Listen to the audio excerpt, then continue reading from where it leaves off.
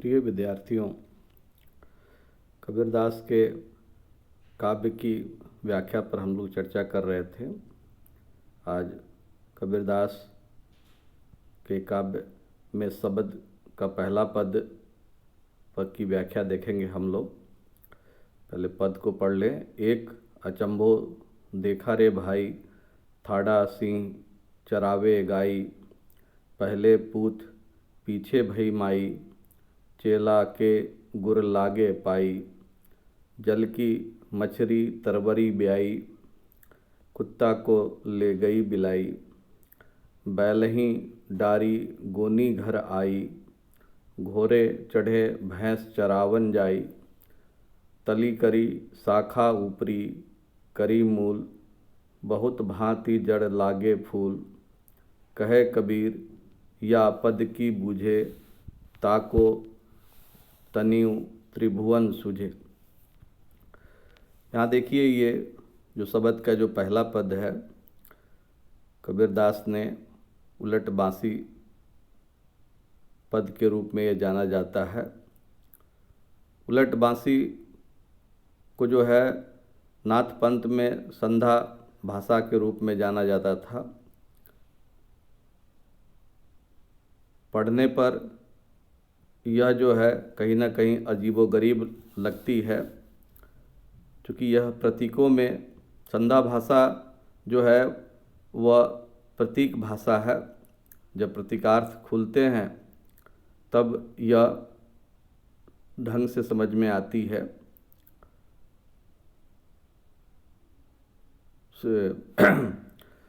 कुंडलिनी साधना या नाथ पंथ में जो है उलट बांसी जो है अंतसाधनात्मक अनुभूतियों को जो है व्यक्त करने वाली जो है भाषा है, और इसमें प्रतीकार्थ ही जो है मुख्य है।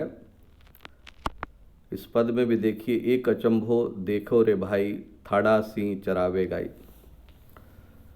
यहाँ कबीरदास जो है कह रहे हैं कि भाई देखो, एक अजीबोगरीब स्थिति या एक आश्चर्यजनक चीज़ देखो कि खड़ा हुआ सिंह जो है वह गायों को चरा रहा है। लेकिन इसका प्रतीकार्थ यह है, यहाँ पर सिंह जो है वह जो है आत्मा का प्रतीक है, ज्ञान और आत्मा का प्रतीक है, और इन गाय जो है वह इंद्रियों का प्रतीक है। कहने का अर्थ यह है कि जो है कबीरदास कह रहे हैं कि भाइयों देखो कि सिंह जो है ज्ञान या आत्मा रूपी सिंह ही यहाँ इंद्रियों का संचालन कर रहा है। सिंह का गायों को चराना जो है वो कहीं ना कहीं व्यक्ति को आश्चर्य में डाल देता है, क्योंकि सिंह जो है गायों का भक्षण करता है, गायों को चराता नहीं है। लेकिन चूँकि सिंह यहाँ पर आत्मा, ज्ञान या आत्मा का प्रतीक है और गाय इंद्रियों का प्रतीक है, इसलिए कबीरदास कहना चाहते हैं इसके माध्यम से कि ज्ञान या आत्मा रूपी सिंह ही जो है वह इंद्रियों का संचालन कर रहा है। पहले पूत पीछे भई माई, चेला के गुर लागे पाई। पहले पूत का जन्म हुआ, फिर माता का जन्म हुआ, और गुरु जो है वह चेला के पाँव जो है वह छू रहा है या पकड़ रहा है। इसका प्रतीकार्थ यह है कि पहले पूत पीछे भई माता। पूत यहाँ इसका जो प्रतीकार्थ है, पूत जीव के लिए आया है। इस संसार में सबसे पहले जीव उत्पन्न होता है और फिर उस जीव को प्रभावित करने वाली जो है माता, यानी माया जो है उसका अर्थ है कि फिर जीव जो है, जीव को प्रभावित करने वाली माता, माया रूपी माता जो है वह बाद में उत्पन्न होती है। व्यक्ति या जीव जब जन्म लेता है तो सभी तरह के भावों से निर्लिप्त रहता है, लेकिन जैसे जैसे सांसारिकता में वह जीवन जीता जाता है, वैसे वैसे जो है तमाम प्रकार के माया, मोह, ममता आदि भाव जो है उसके साथ जुड़ती जाती है। इसी बात को जो है यहाँ पर कवि जो है कबीरदास जी जो है कहते हैं कि पहले पूछ पीछे भई माता, चेला के गुर लागे पाई। चेला यहाँ पर निष्ठावान साधक का प्रतीक है, जो गुरु के दिखाए हुए मार्ग पर चलकर जो है वह सिद्धावस्था को प्राप्त कर गया है। जल की मछली तरवरी ब्याई, कुत्ता को ले गई बिलाई। कह रहे हैं कि जल में रहने वाली मछली जो है वह पेड़ पर चढ़कर बच्चे को जन्म दे रही है, और बिल्ली जो है वह कुत्ते को पकड़कर ले गई। इसका प्रतीकार्थ यहाँ पर यह है कि जल में रहने वाली मछली यानी कुंडलिनी जो है वह जो है कबीरदास जी कह रहे हैं कि वासना को पीड़ित करने वाली कुंडलिनी जो है वह मेरुदंड रूपी वृक्ष पर चढ़कर आनंद की अनुभूति को जन्म दे रही है। तो यहाँ पर जो है ये तरवर से जो है मेरुदंड के रूप में जो है, और वासना को पीड़ित करने वाली कुंडलिनी को जो है मछली के रूप में जो है कबीरदास जी कह रहे हैं। कुत्ता को ले गई बिलाई, यानी कुत्ता बिल्ली जो है यहाँ पर साधक भक्त का प्रतीक है, और कुत्ता बिल्ली का, और कुत्ता जो है वह माया का प्रतीक है। इसलिए यहाँ कवि कहना चाहता है कि साधक भक्त जो है, जो बिल्ली का प्रतीक है, साधक भक्त ने जो है कुत्ता यानी माया को नष्ट कर दिया है, समाप्त कर दिया है। बैलही डारी गोनी घर आई, घोड़े चढ़ी भैंस चरावन जाई।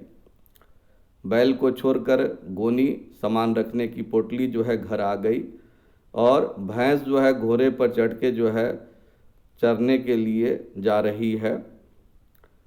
यहाँ जो है कवि जो है गोनी जो है यहाँ आत्मा का प्रतीक है, और बैल जो है वो शरीर का प्रतीक है। कवि जो है कहने का तात्पर्य यह है कि माया ने अज्ञानी विषयासक्त जीव को अपने वश में कर लिया है। इसी बात को घोड़े पर सवार होकर भैंस चढ़ने गई का तात्पर्य यही है कि भैंस जो माया का प्रतीक है, कह माया ने अज्ञानी विषयासक्त जीव को अपने वश में कर लिया है। आगे तली करी शाखा ऊपरी करी मूल, बहुत भांति जड़ लागे फूल। कह रहे हैं इसमें यह जो है यह ऊर्ध्वमूल और नीचे की ओर शाखा वाले वृक्ष से तात्पर्य यह है कि यह शरीर ऊर्ध्वमूल वाला है, जिसकी शाखाएं नीचे की ओर है। सामान्यतः जो है वृक्ष की शाखाएं ऊपर की ओर जाती है, लेकिन यह जो मेरुदंड जो है कह रहे हैं कि यह शरीर ऊर्ध्वमूल वाला है, जिसकी शाखाएं नीचे की ओर है। फिर आगे कह रहे हैं कि बहुत भांति जर लागे फूल। कह रहे हैं इस शरीर रूपी वृक्ष के फल ऊपर स्थित चेतना या मन में ही लगते हैं। कहने का मतलब है सुख दुख की जो अनुभूति है वह मन में ही होती है। कहे कबीर या पद की बूझे, ताको तिनेऊ त्रिभुवन सूझे। अंत में कबीरदास जी कहते हैं जो व्यक्ति इस पद का अर्थ या मर्म समझ लेता है, उसे तीनों त्रिभुवन की जो लीला जो है उसकी वास्तविकता जो है उसे समझ में आ जाती है। अगला पद है जब थैं आत्म तत्व विचारा, तब निर्भर भया सभिन थे, काम क्रोध गही डारा। व्यापक ब्रह्म सबनी में एक, को पंडित को जोगी। राणा राव कवंसु कहिए, कवन वेद को रोगी। इनमें आप सभिन में आप सु खेले। नाना भांति गढ़े सब भांडे, रूप धड़े धरी मेले। सोची विचारी सबे जग देखा, निर्गुण कोई न बतावे। कहे कबीर गुनी अरु पंडित, मिली लीला जस गावे। यहाँ कबीरदास जी अपने इस पद में जो है आत्म तत्व के बारे में बताते हुए कहते हैं कि सभी में एक ब्रह्म विद्यमान है, इसलिए जो है आपस में भेदभाव करना व्यर्थ है। वैर भाव भी बेकार की चीज़ें हैं। जब मैं था आत्म तत्व विचारा, कह रहे हैं कि जब मैं आत्म तत्व के बारे में विचार किया, उसे समझा और जाना, तो मुझे यह तब निर्वैर भया सभिन थे काम क्रोध गही डारा। निर्वैर मतलब जो होता है वैर भाव रहित। कह रहे हैं कि जब मैंने आत्म तत्व पर विचार किया, जब उसके बारे में मैंने जाना, तब मैं समझा कि मैं सभी के प्रति निर्वैर हो गया हूँ, कि किसी से मुझे कोई वैर नहीं रह गया, मेरा किसी से वैर भाव अब नहीं रहा। काम क्रोध गही डारा, काम क्रोध गही डारा मतलब पकड़ कर छोड़ दिया है। कह रहे हैं कि मैंने काम क्रोध को पकड़कर पटक दिया है या इसे त्याग दिया है। व्यापक ब्रह्म सभिन में एके को पंडित को जोगी, राना राव कवन सु कहिए कवन वैद्य को रोगी। कह रहे हैं कि जब सभी में व्यापक ब्रह्म सभिन में एक, ये जो ब्रह्म जो है, जो सर्वव्यापक है, जो संसार के सभी जीवों में वही व्याप्त है, जब सर्वत्र विराजमान ब्रह्म जो है चारों ओर है, जब वही एक तत्व सब में विद्यमान है, तो फिर योगी और पंडित आदि का भेद भी निराधार है। को पंडित को जोगी, तो इसलिए जब सभी में वही ब्रह्म विद्यमान है, तो फिर पंडित और योगी का भेद भी जो है वह निराधार है या बेकार है। इसी प्रकार राना, किसे राना और किसे राव कहा जाए, या किसे वैद्य और किसे रोगी कहा जाए, क्योंकि सभी में वही ब्रह्म जो है सब में विद्यमान है, इसलिए जो है किसी को न पंडित और योगी कह सकते हैं, आदि पंडित और योगी का भेद कर सकते हैं, नहीं राणा और राव का, और नहीं वैद्य और रोगी का। इस प्रकार के भेदभाव एवं अंतर व्यर्थ है। सभी के भीतर जो है वही एक ब्रह्म जो है स्वयं विद्यमान है। आगे कह रहे हैं, इनमें आप सभिन में आप सु खेले, नाना भांति घड़े सब भांडे, रूप धरे धरी मेले।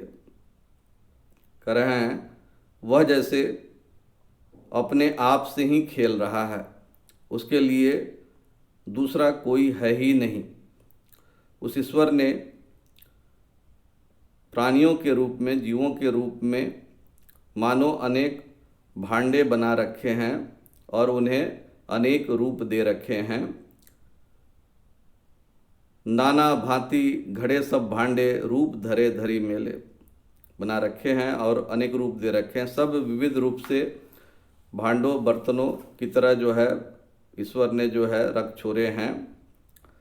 सोच विचार सबे जग देखा, निर्गुण कोई न बतावे, कहे कबीर गुनी अरु पंडित, मिली लीला जस गावे।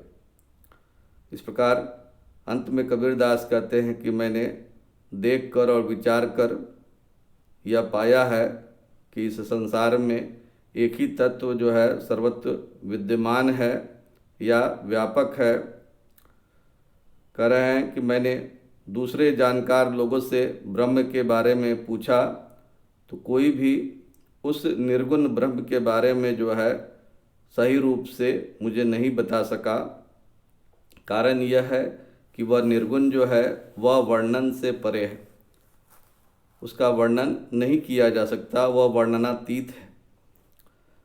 कहे कबीर गुनी और पंडित, मिली लीला जस गावे। कह रहे हैं सब गुणवान और पंडित यानी विद्वान लोग जो है उस परम तत्व की ही लीला और यश का गुणगान करते हैं।